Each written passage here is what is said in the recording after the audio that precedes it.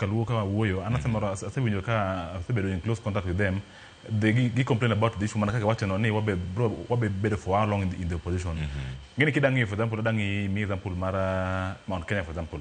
How many big offices masani jo ginti kanyo lakini pori kwanda ni ginti opposition.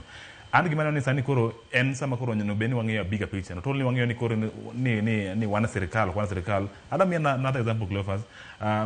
Sani John Badi is now the Treasury CS.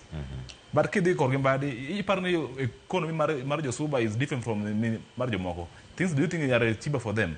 Okay, let me tell you what we are working for. Manamaka nini jatelo nini peso acho. What are we? Let us look for a working system.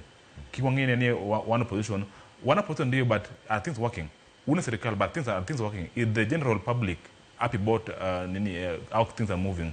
In Pijama Odongo, for example, US, a very slight change in terms of maybe Paji Manalo ni sirkal or maber, kar maybe confidence mar sirkal or piny, such kind of setup, and a very big blow to the government.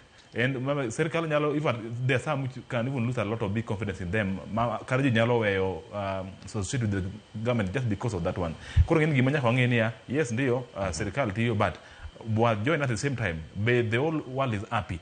We happy wanting Serikal, lakini things are not working well in other areas. It all depends on a lot of